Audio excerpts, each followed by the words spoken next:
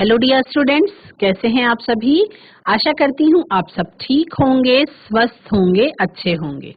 ICT virtual classroom Dehradun में आप सभी का स्वागत करती हूँ। मेरा नाम समता है और बच्चों क्लास 8th में आपका चैप्टर जो कॉन्सेप्ट हम लोगों ने क्लियर किया है पिछले कुछ दिनों में, कॉन्सेप्ट कौन सा क्लियर हुआ है, प्रदूषण के बारे में, वायु प्रदूषण और जल प्रदूषण। उसके बारे में आप लोगों ने समझा क्या कारण है जिस कारण से वायु प्रदूषण और जल प्रदूषण बढ़ रहा है, उसके क्या उपाय हम व्यक्तिगत तौर पे कर सकते हैं, उसके बारे में हमने चर्चा करी। और हमने चर्चा करी कि कौन सी ऐसी वस्तुएं हैं, कौन से ऐसे पदार्थ हैं जो जल को प्रदूषित कर रहे हैं और वायु को प्रदूषित कर रहे हैं।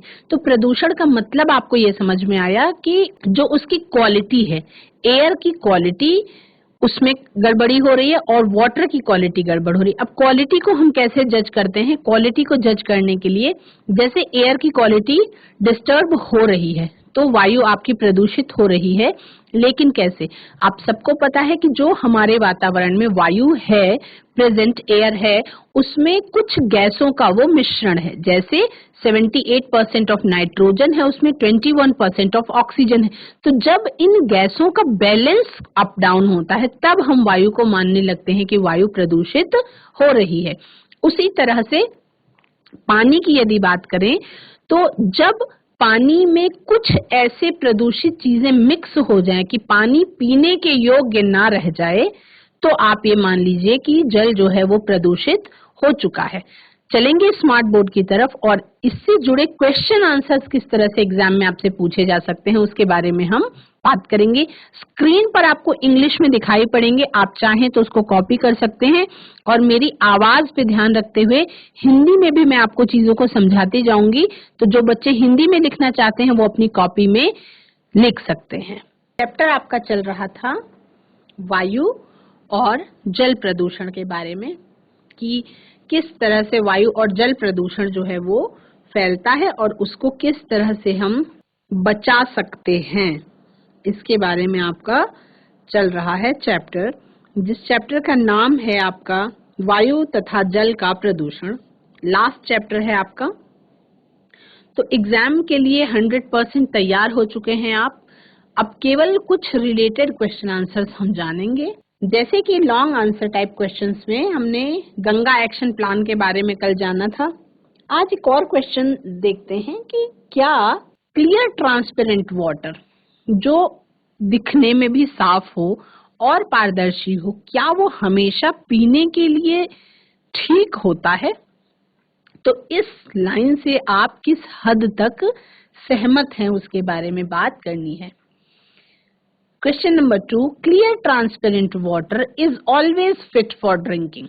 Do you agree? क्या आप एग्री हैं कि जो क्लियर ट्रांसपेरेंट वाटर है वो हमेशा पीने योग्य होता है?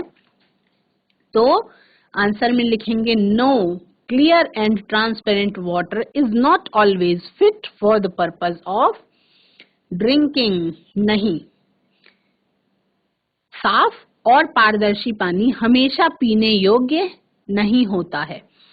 There are possibilities of disease causing microbes and dissolved impurities in the clear and transparent water.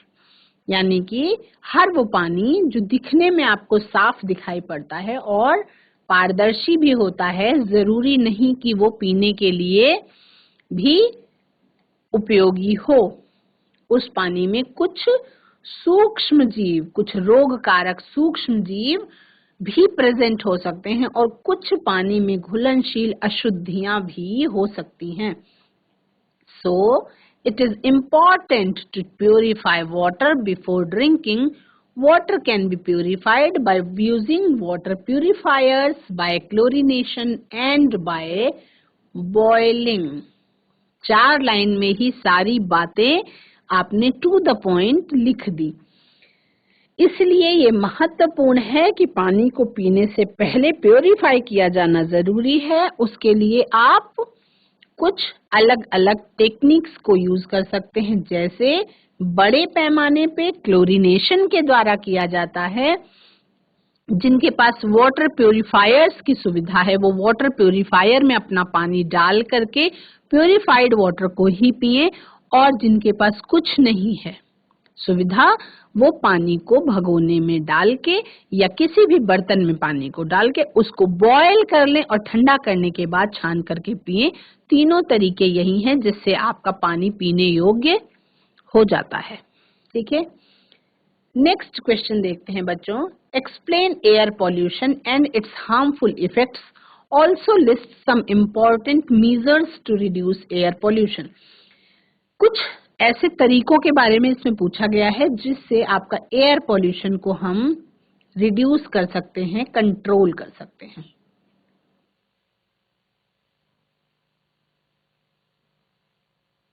Answer में air pollution can be reduced by adopting following veg. कुछ निम्नलिखित तरीकों से हम वायु प्रदूषण को कम कर सकते हैं। वो तरीके क्या क्या हैं? Number 1 is reduce the use of car and other vehicles as these are the significant source of air pollution. कारों को और अन्य वाहनों का उपयोग थोड़ा सा कम करने की जरूरत है क्योंकि ये सिग्निफिकेंट सोर्स हैं किसके? एयर पॉल्यूशन के, वायु प्रदूषण के। So switching to a more gas efficient vehicles will be a big help. हम नॉर्मल पेट्रोल डीजल से चलने वाले वाहनों के बजाय अगर स्विच कर जाएं गैस एफिशिएंट व्हीकल्स पे तो ये भी एक बड़ी मदद साबित हो सकती है। Taking public transport to work rather than driving will reduces the number of carbon dioxide into the air. अगर पब्लिक ट्रांसपोर्ट की सुविधा अच्छी हो तो पब्लिक ट्रांसपोर्ट का यूज करके वातावरण में छोड़े जाने वाले वाहनों के द्वारा जो कार्बन डाइऑक्साइड गैस होती है उसकी मात्रा को कम किया जा सकता है। Using eco friendly fuels in vehicles like CNG can also be beneficial. अब CNG की जगह पे भी स्विच हो रहे हैं, इलेक्ट्रिक व्हीकल्स आ रहे हैं जिसमें पेट्रोल और डीजल की आवश्यकता नहीं होगी। वो व्हीकल्स जो हैं चार्जिंग से चला करेंगे, जहां पे क्या होगा कि इतने घंटे की चार्जिंग में इतने घंटे गाड़ी चल सकेगी। तो उसमें क्या होगा कि उसमें आपका किसी भी तरीके का फ्यूल नहीं बर्न होगा तो पॉल्यूशन उससे नहीं होगा। और इस लाइन में, इस फील्ड में बहुत तेजी से काम हो रहा है। मार्केट बहुत तेजी से इलेक्ट्रिक व्हीकल्स जो है मार्केट को तेजी से कैप्चर कर रहे हैं। आने वाले समय में आपको उसी तरीके के व्हीकल्स देखने को मिलेंगे। दूसरा है रिड्यूस वेस्ट। अपशिष्टों को कम किया जा सकता है। उसके क्या तरीके हैं? मैन्युफैक्चरिंग ऑफ अननेसेसरी और disposable goods often produces air pollution, so reduce purchasing of disposables. Disposables का यूज कम करें, उसको परचेज भी ना करें और उसके मैन्युफैक्चरिंग पे रोक धीरे धीरे लगती जा रही है। Eliminate toxic chemicals use at home. अपने घर में टॉक्सिक केमिकल्स का यूज कम करें क्योंकि इससे क्या होता है, एयर पोल्यूशन का लेवल जो है वो बढ़ता है और ये आपकी फैमिली के लिए और कम्युनिटी के लिए भी एक हेल्थ थ्रेट की तरह काम करता है।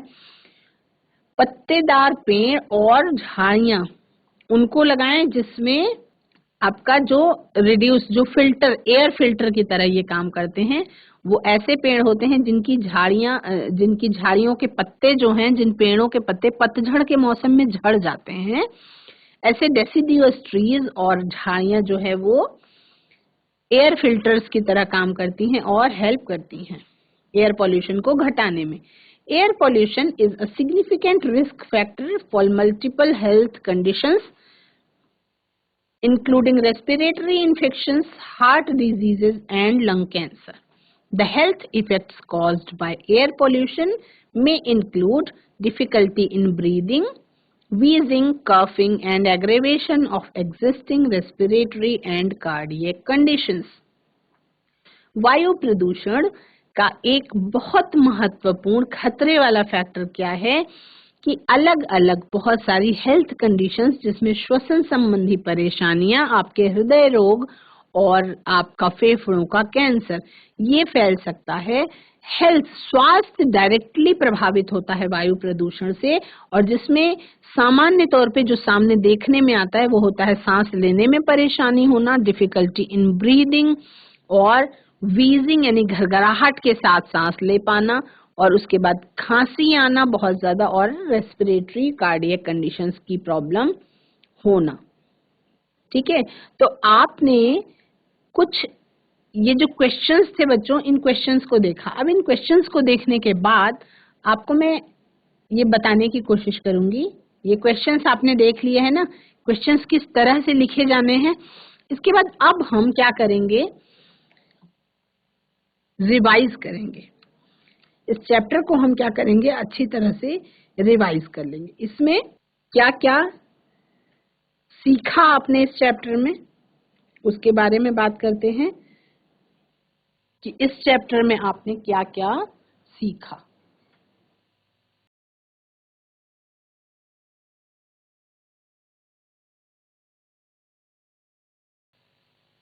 प्रदूषण में आपने क्या सीखा? एक तो वायु प्रदूषण, जल प्रदूषण। आप एक सारिणी बना सकते हैं जिसमें वायु प्रदूषक, स्रोत और प्रभाव इस तरह से लिख सकते हैं। यहाँ लिखेंगे वायु प्रदूषक,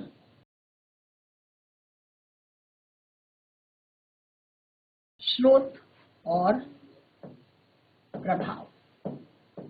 इस तरीके की आप एक टेबल मेंटेन करेंगे।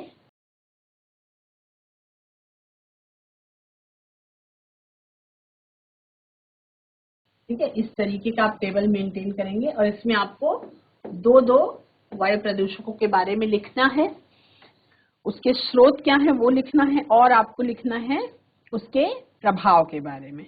ठीक है, क्या आप जानते हैं कि दिल्ली में, केवल दिल्ली शहर में ही जितने भी रजिस्टर्ड व्हीकल्स हैं, जितने भी पंजीकृत गाड़ियां हैं, अगर एक के बाद एक उनको एक लाइन में खड़ी की जाए तो संसार में, पूरे वर्ल्ड में जो सबसे लंबी नदियां हैं, नील और अमेजन, उन दोनों की लंबाई जितनी ज्यादा होगी उतनी ज्यादा रजिस्टर्ड गाड़ियां केवल दिल्ली में हैं। तो अब इससे आप अंदाजा लगा सकते हैं कि वायु प्रदूषण का लेवल दिल्ली में क्यों वर्ल्ड में टॉप पे चला गया।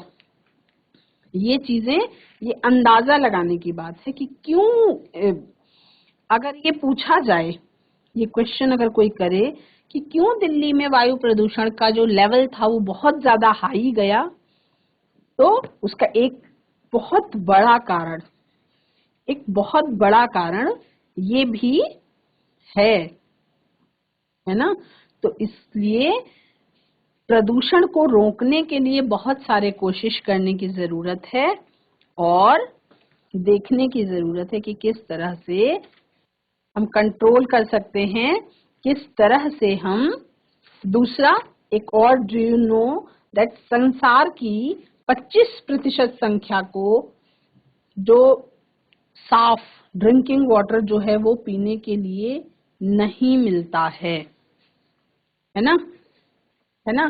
क्या आप जानते हैं कि जब नल को खुला छोड़कर आप अपनी ब्रशिंग करते हैं टीथ में, तो कैसे कितने लीटर पानी वेस्ट हो जाता है, उसको आप कंट्रोल कर सकते हैं। ठीक है बच्चों, आपने इस चैप्टर में क्या क्या सीखा है? आपने क्या क्या सीखा है? आपने पहला पॉइंट क्या सीखा, जिस पर इन सब अलग अलग पॉइंट्स पे आपको ध्यान देने की जरूरत है? वायु प्रदूषण,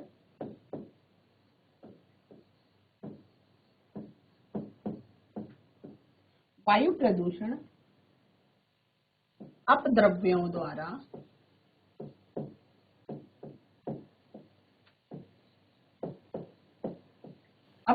द्वारा वायु का एक ऐसा संदूषण है, वायु का एक ऐसा प्रदूषण है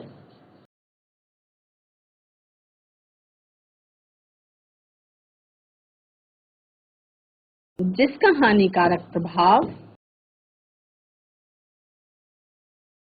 जिसका हानिकारक प्रभाव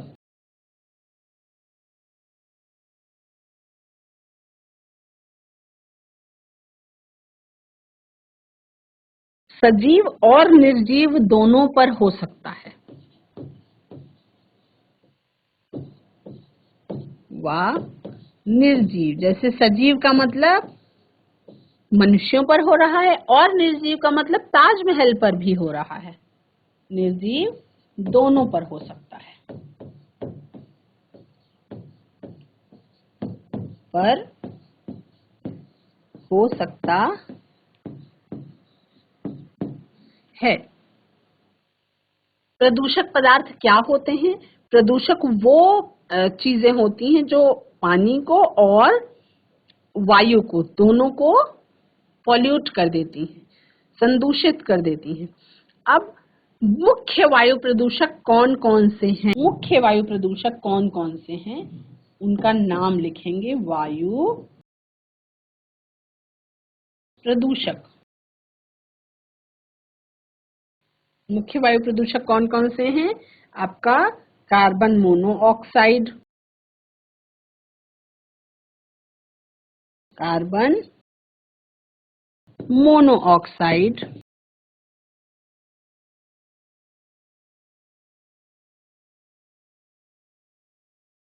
आपका कार्बन मोनोऑक्साइड है, नाइट्रोजन ऑक्साइड है,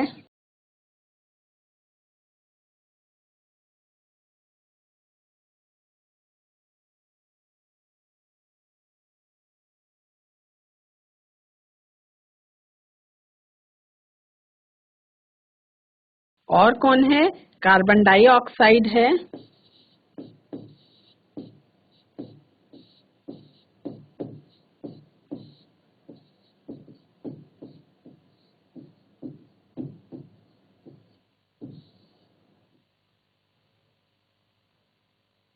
मीथेन गैस है और सल्फर डाइऑक्साइड। ये मुख्य प्रदूषक हैं।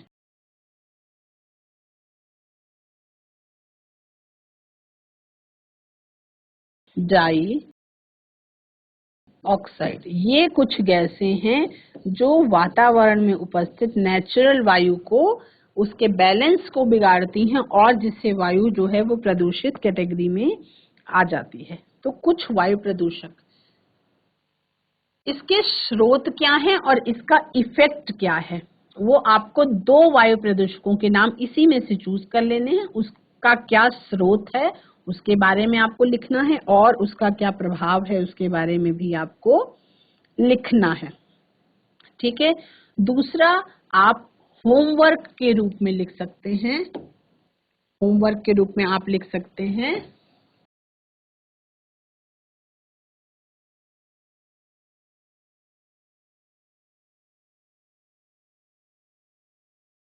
या जिसको हम कहेंगे आप प्रैक्टिस करके लिख सकते हैं, वो क्या है? वो आपको मैं और कुछ और एक्टिविटी दूंगी जो आप घर पे करेंगे तो ये आपका चैप्टर 100% हो जाएगा कंप्लीट।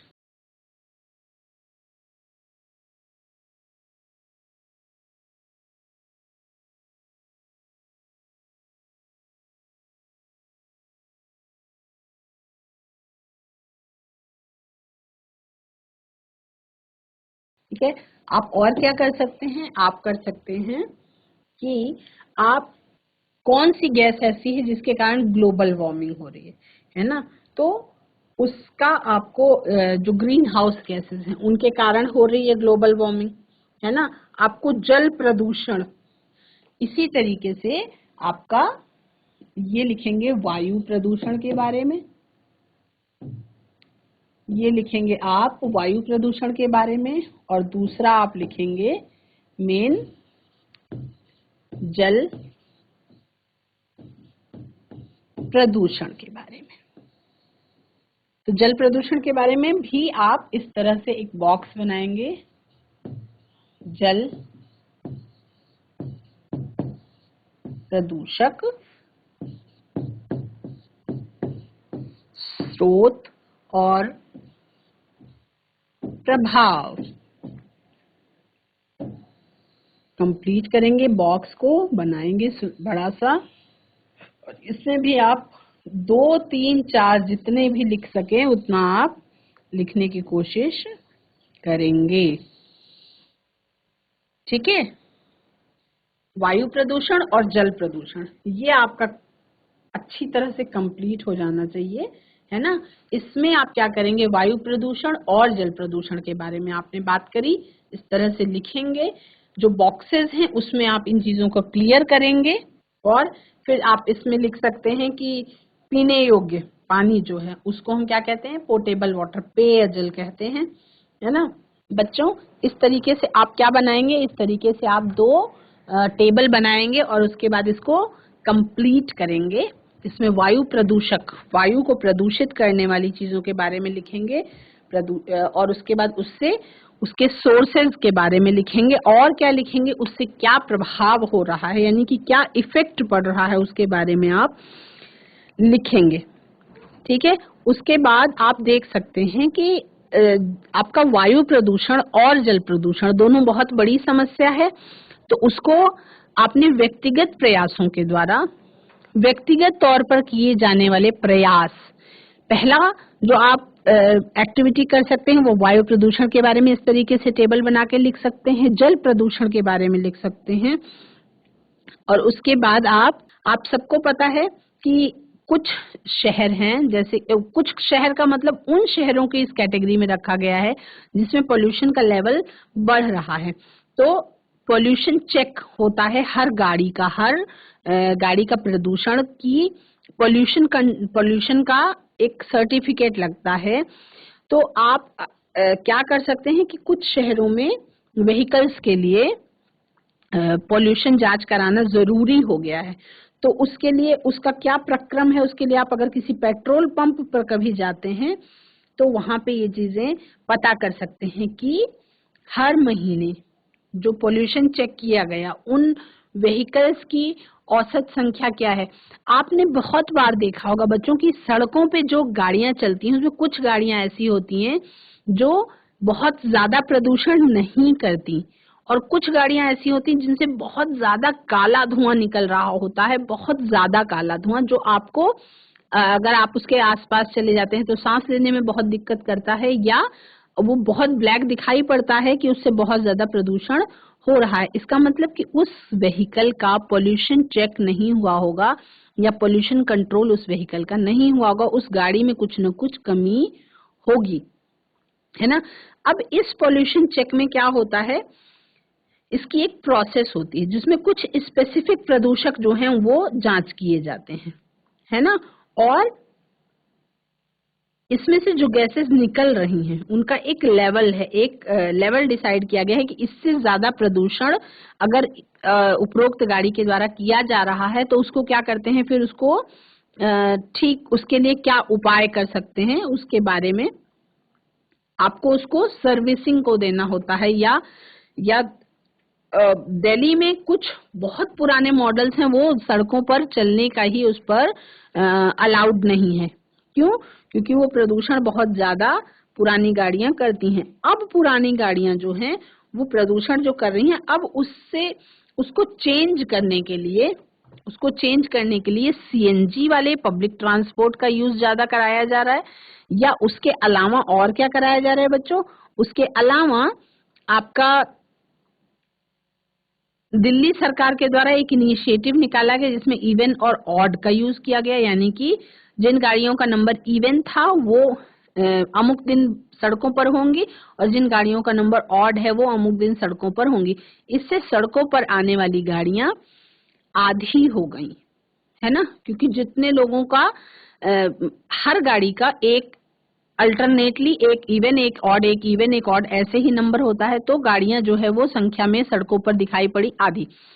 उसका बहुत विरोध किया दिल्ली के लोगों ने, लेकिन चूंकि बहुत ज्यादा पोल्यूशन बढ़ चुका था तो जो उनकी समझ में आया वो उन्होंने किया, है ना, कोशिश की कि किस तरीके से कम किया जा सकता है प्रदूषण को, तो उसके बारे में बात की। अब इस तरीके से आप वायु प्रदूषण और जल प्रदूषण का जब आप इस तरीके से लिस्ट बनाएंगे तो आपको चीजें समझ में आएंगी कि किस तरह से कुछ करके हम क्यों वायु प्रदूषण हो रहा है, क्यों जल प्रदूषण हो रहा है और उसका क्या कारण है और उसका क्या प्रभाव है। जब ये सब चीजें आपको समझ में आ जाती हैं तो उसके बाद क्या होता है, जब ये चीजें आपको समझ में आ जाती हैं तो बच्चों फिर आप अच्छे से चीजों को, जब देखिए किसी भी समस्या का समाधान हम तब कर सकते हैं जब हमको ये पता हो कि समस्या कितनी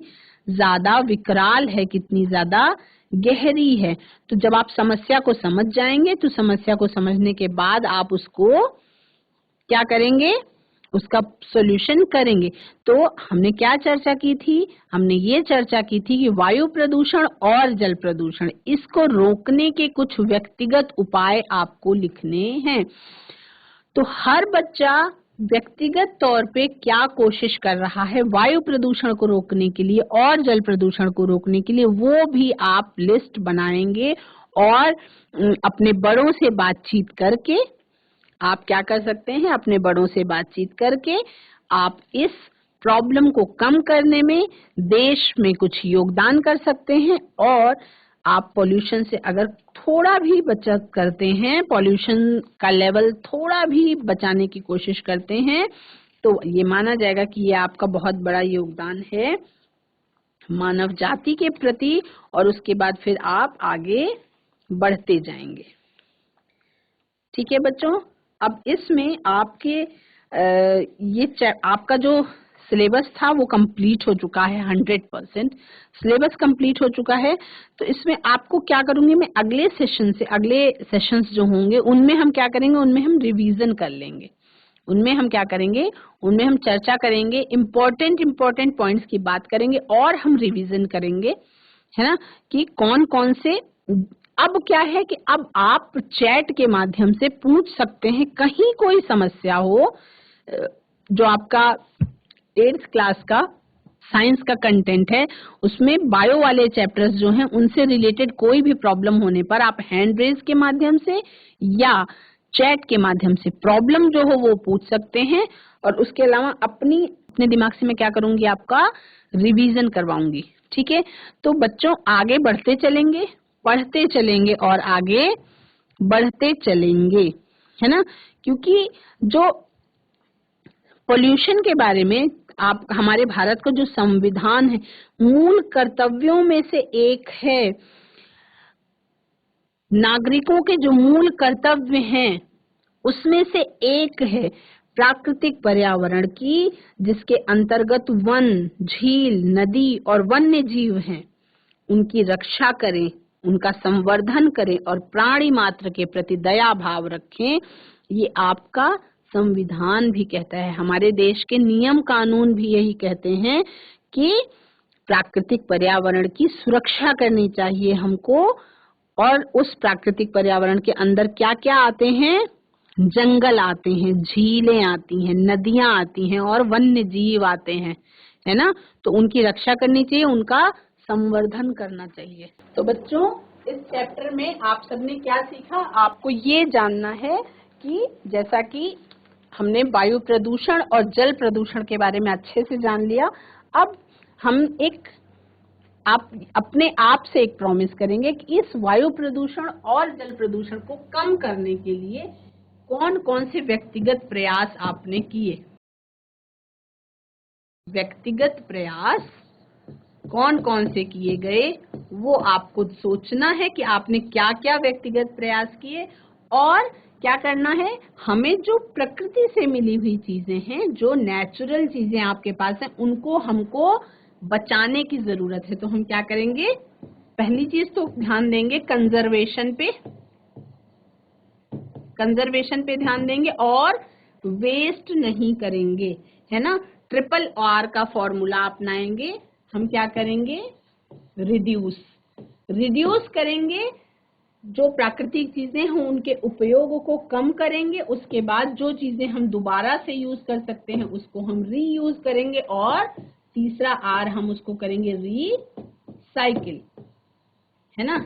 ये R3 का फॉर्मूला लागू करेंगे, चीजों का उपयोग कम करेंगे, जितनी जरूरत है उतना ही यूज करेंगे, और अगर उसको हम दोबारा से यूज कर सकते हैं तो रीयूज भी करेंगे, और उसके बाद रीयूज करने के बाद हम रिसाइकल भी करेंगे।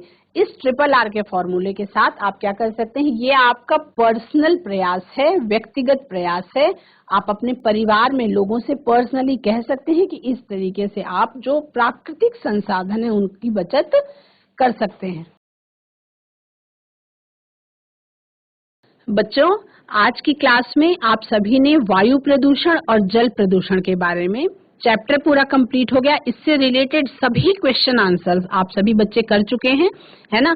आपको जो इसमें इम्पोर्टेंट टॉपिक्स हैं वो क्या क्या हैं, वायु प्रदूषक, कौन कौन से वायु प्रदूषकों के बारे में आपने पढ़ा, वायु का प्रदूषण कैसे हो जाता है, इसका क्या प्रभाव है और इसका क्या स्रोत है, और व्यक्तिगत तौर पे आप वायु प्रदूषण करने वाले जो एयर पॉल्यूटेंट्स हैं उनको किस प्रकार से कम कर सकते हैं। ये हो गई आपकी वायु प्रदूषण की बात। नेक्स्ट हम बात करेंगे जल प्रदूषण की। इसमें भी यही टॉपिक्स हैं। आप कितना जल का प्रदूषण बढ़ चुका है, पीने योग्य पानी कितना है, उसके इस्तेमाल को या हम कह सकते हैं उसके वेस्टेज को हम किस तरह से कम कर सकते हैं, व्यक्तिगत प्रयासों के द्वारा हम किस तरह से पीने का पानी उस लेवल को मेंटेन कर सकते हैं जब पानी पीने योग्य बना रहे। मनुष्य यानी कि हम इंसान, हम तो अपने पानी को पीने योग्य बना रहे हैं, लेकिन अगर निरंतर नदियां प्रदूषित होती रहें तो उन जानवरों का क्या होगा जो अपना पानी बॉयल नहीं कर सकते, जो अपने पानी को प्योरीफाई नहीं कर सकते, है ना। तो केवल अपने ही बारे में नहीं सोचना होगा, इस सृष्टि में जितने भी और जानवर हैं उनके बारे में भी हमको सोचना चाहिए। और इसके लिए हमको जो प्राकृतिक संसाधन है उनका जो मेंटेनेंस है उसको ध्यान रखना चाहिए, और व्यक्तिगत प्रयासों से बच्चों कुछ न कुछ फर्क जरूर पड़ेगा, है ना। अगर हम पर्सनल लेवल पे कोशिश करते रहें तो कुछ न कुछ फर्क तो जरूर पड़ेगा। इसी आशा के साथ कि आप बच्चों का ये चैप्टर जो कंप्लीट किया, इससे आपने ये सीख ली, दैनिक जीवन में भी आप इस चैप्टर से ली गई बातों को समझेंगे और अपने दैनिक जीवन में भी उसको अप्लाई करेंगे, और उसके बाद हमारे प्राकृतिक संसाधनों को बचाने की कोशिश या मुहिम को जारी रखेंगे। आज की क्लास में इतना ही। अगले कुछ सेशंस में हम क्या करेंगे बच्चों, सिलेबस आपका कंप्लीट हो चुका है तो हम क्या करेंगे, कुछ चैप्टर्स को फिर से रिवाइज कर लेंगे, और मैं आपसे ये रिक्वेस्ट करूंगी कि जो भी कंटेंट या जिस भी चीज में आपको कहीं कोई परेशानी हो रही है तो आप चैट के माध्यम से क्वेश्चंस पुट ऑन कर सकते हैं, हैंड रेज के माध्यम से पुट ऑन कर सकते हैं, और स्पेसिफिक उस टॉपिक को आपको क्लियर करवाया जाएगा। आज की क्लास में इतना ही। That's all for today. Have a nice day. Take care.